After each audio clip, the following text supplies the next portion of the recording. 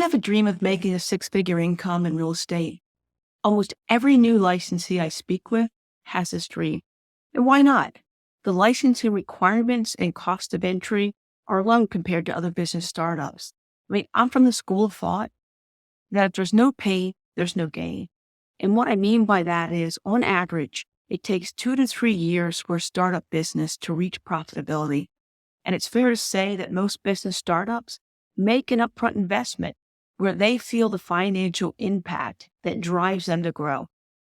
Where the typical startup cost for a realtor, there's pre-education, licensing, state applications, board dues. So the startup costs averages is around $3,000. Now let's look at the investment side of the equation. According to the National Association of Realtors, 75% of agents fail in the first year and 87% fail within the first 5 years.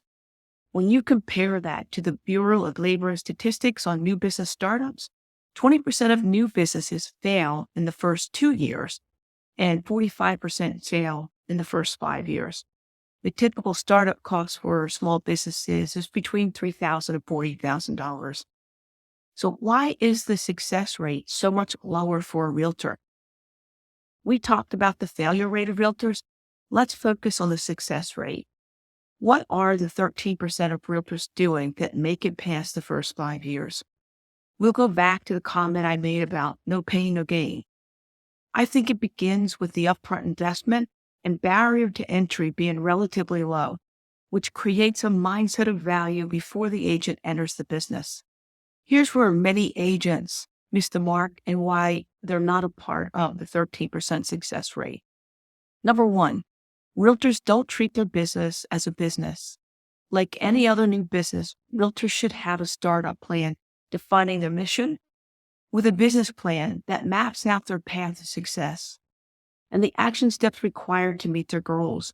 Realtors with a business plan are more successful than those without one, period. Number two, the upfront financial investment needed, not just for licensing, but the expenses to run a business, and most importantly, the reserves a new business startup needs to get through the first 6 to 9 months of building your business foundation. Lastly, implementing a database to manage your real estate business, from the systems to help with prospecting, nurturing, campaigns, transactions, and all of your communications should be from one centralized database. Let's touch on 2 key components of your database.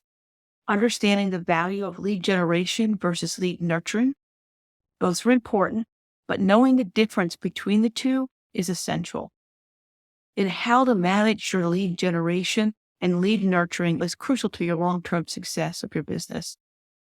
Building an effective pipeline allows you to manage your business through all stages of your relationship process and is a critical part of creating a business model foundation that produces a consistent and predictable stream of income.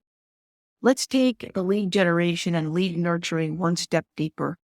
So according to the National Association of Realtors, the lead conversion rate in the real estate industry typically ranges from a mere 0.4% to 1.2%.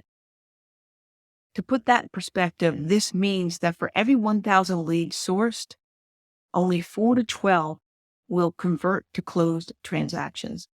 That based on an average sale price of $400,000 to achieve $5 million in volume with 13 transactions, you will need to generate over 3,000 new leads from your marketing efforts. I won't walk through the cost breakdown for purchasing leads, but generating and sourcing over 3,000 leads takes time, effort, and good systems. There's a time and place for adding new leads to your database, but let's first talk about why you should start with your SOI or your sphere of influence.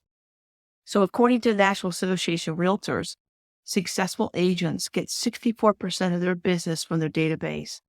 If you take one nugget from this video, I believe that statistic should be a baseline goal for every agent to meet before considering buying leads to grow their database.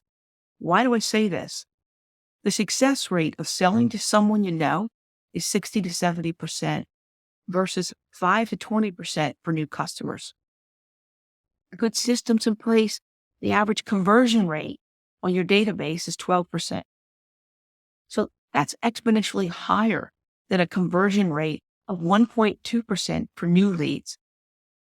To put that in perspective, with a well-nurtured database, 200 contacts, you should expect about 24 transactions a year.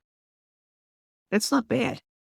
So one last statistic, 88% of all new customers said they would work with their agent again, but only 12% do. Why? I mean, this statistic is telling in that it shows that most agents don't have systems in place to nurture and grow their business.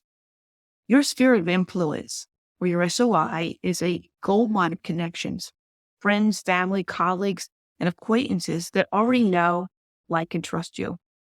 Effectively leveraging your network is the foundation for building and thriving a real estate empire.